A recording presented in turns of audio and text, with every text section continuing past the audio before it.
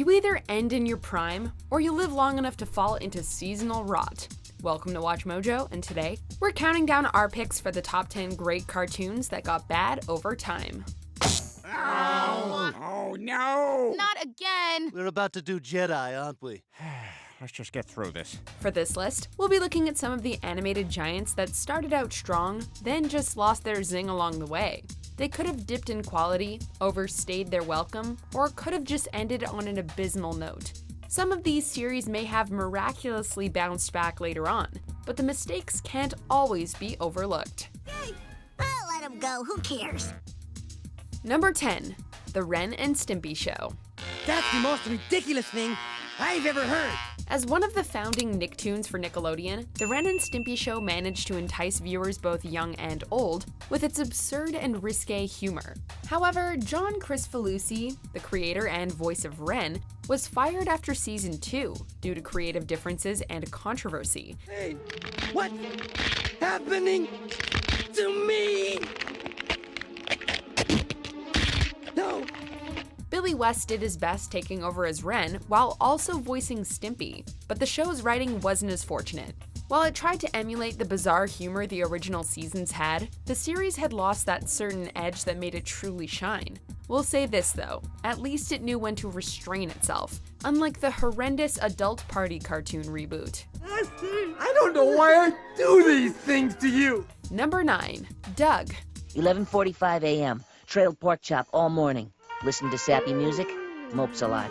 Among the first 3 Nicktoons, Doug brought something simple and unique to the network during its time, a quirky slice-of-life cartoon. After its Nickelodeon run ended, Disney bought the rights and produced a continuation series. While it did offer some welcome changes, like episodes centered on side characters, the bad outweighed the good in the viewer's eyes. You're fired. What? You heard me. Fired. Along with Billy West not returning to voice Doug and Roger, the new era suffered from drastic and unnecessary changes, wasted opportunities, poor characterization moments, and too much build-up to the cinematic flop. Though Disney offered so much for his show, even creator Jim Jenkins agrees that the Nickelodeon run was far superior. Now, back to whatever it is you do. Number 8. Space Ghost Coast to Coast. Before we begin, I'd just like to point out to our viewers that although it may seem like the ghost planet behind me is really close, it's actually millions and millions of miles away. So don't worry, we're not going to run into it or anything. In the 60s, Space Ghost was an animated crime fighter with superpowers who vanished supervillains. This 90s Cartoon Network reboot had good intentions when it decided to bring back Hanna-Barbera's intergalactic superhero as the host of an adult parody talk show. With an animated host and characters but live-action celebrity guests, its comedy was subtle but funny. Earlier seasons kept things interesting by straying from the typical talk show formula. We're all eating chemicals. Yes, they help me do my job. And what do you do? I fly and save planets from peril. Later seasons tended more towards spoofs, absurd humor, and surrealism. That is, until the money dried up and the AOL-Time Warner merger changed things. Despite a move to Adult Swim, the series never seemed able to be as free or as weird as it was in the good old days. Where'd you learn that? Batman Fantasy Camp? I never went there. Hey, Zorak, get out the diary. Your bad diary. Zorak. Another bad-tacular day at Camp Batman. Put it away. Number 7. Superjail. A franchise, of course. A Superjail on every corner of every town, of every state, of every nation! One of Adult Swim's most unique programs offered a demented sense of whimsy. While light on the story, it guaranteed a generous amount of gruesome violence and crazy expressive animation. Around season 2, the madness began to slow down. The violence, while still present, was toned down slightly. Most of the characters were given backstories all of a sudden, and they tried to include story arcs that didn't amount to much.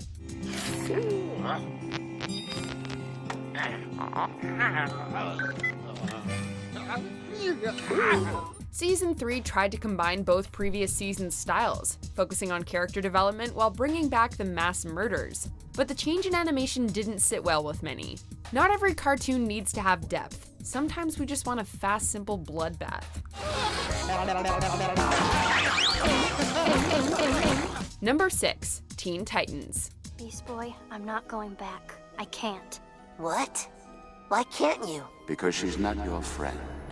She's my apprentice. The original Teen Titans series remains one of Cartoon Network's biggest milestones, perfectly blending action and character development with comedy. However, Season 3 suffered due to low ratings and a weak story arc. Season 4's story arc kicked things up a huge notch, which unfortunately left Season 5 feeling underwhelming.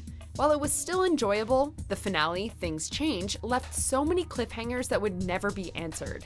Not even in the epilogue movie. Sometimes you want to see something that isn't there. The ultimate nail in the coffin was how instead of producing a 6th season to resolve said cliffhangers, Cartoon Network would instead greenlight a comedic reboot of the Titans, which would become the bane of any hardcore fan's existence. That's how it ends? And there is no 6th season to resolve the plots hanging from the cliff? You ended that show? You monster. Number 5. Family Guy. Aren't you a little young to be traveling alone? Aren't you a little old to be wearing braces? While by no means family-friendly, Seth MacFarlane's magnum opus knew how to draw in a crowd with its hilarious parodies and social commentary. Thanks to high ratings and fantastic DVD sales, the show made a triumphant comeback after getting cancelled twice. However, as the series continued, those good old-fashioned values seemed to disappear. The humor suffered greatly due to a heavy reliance on cutaway gags and overly preaching Seth's personal political views. If I screwed up so bad, how come I'm a billionaire? Billionaire? Please, you're worth 700 mil on the high side. Worst of all, the characters became unbearable and needlessly cruel, and poor Meg is usually their lightning rod. Seth himself has admitted he wishes the series would end, but no matter the needless shock value, Fox refuses to give it up. Bye-bye, American situation comedy with drawings. Number 4. The Boondocks. You can't tame the white supremacist power structure with cheese! Oh, yes, I can! No, you can't! Yes, I can! Based on the comic strips by Aaron Magruder, the Boondocks was renowned for satirizing socio-political and racial views through the eyes of a young kid.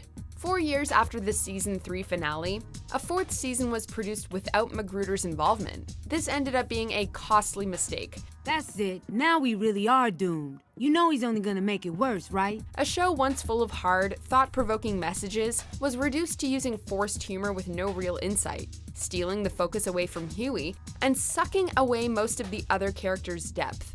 The series finale is ultimately the worst of all, demonizing two groups over a petty reason, and then just ends. Unsurprisingly, viewers rejoiced when the series' suffering ceased in 2014. However, just 5 years later, news surfaced that a 2020 TV reboot with Magruder's input was in the works. Can't do it.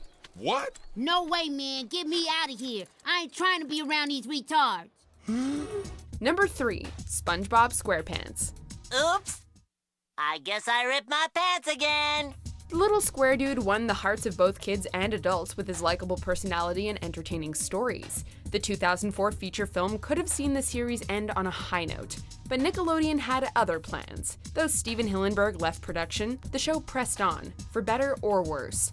The writers resorted to rehashing old episode plots, and relied more on mean-spirited humor over the show's original lighthearted spirit. And all I did was sell the same old Krabby Patties and call them new. Do you mind? I'm trying to make a money angel here. Ooh, money angels! Added to this was the fact that the cast of fun, relatable characters became one-note imitations, Patrick easily being one of the worst examples.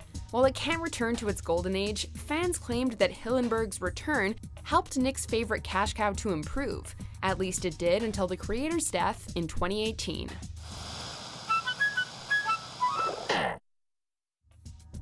Number 2. The Fairly OddParents. Where'd you get all this stuff? Internet?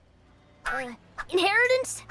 I inherited the internet. In its golden days, Butch Hartman's crowned creation followed the zany adventures of an average kid and his fairy godparents. It originally ended in 2006, but Nickelodeon ordered another season, and then things turned ugly. We're on it.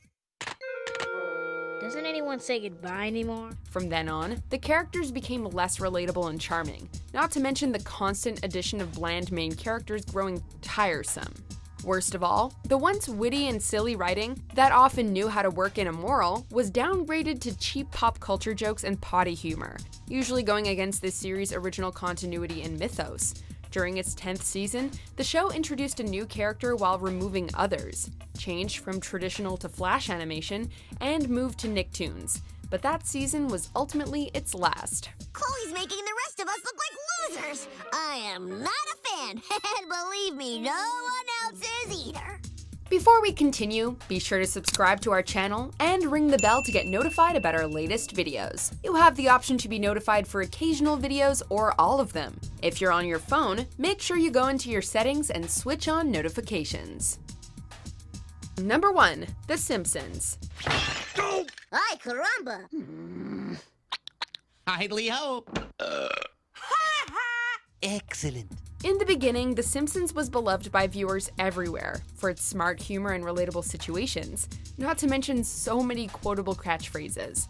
There are still debates about when the series' seasonal rot began after over 2 decades on the air, but as time moved forward, fans began to notice a dip in the show's quality. What I did was wrong, but I'd do it again. The stories began to feel less real, the celebrity appearances became more frivolous than meaningful, and the humor became less intelligent, often bordering towards mean-spirited or sucking the charm out of once identifiable characters. On top of it, they're often reduced to rehashing old plots, further proving that the family really has done it all, except finally end. So anyway, I'm strangling him. And I said to Bart... Wait, hold on a moment. You were strangling your son? Yeah, strangling. I mean, it's not the only tool in my parenting toolbox, but it's the sharpest. Do you agree with our picks? Check out this other recent clip from WatchMojo, and be sure to subscribe and ring the bell to be notified about our latest videos.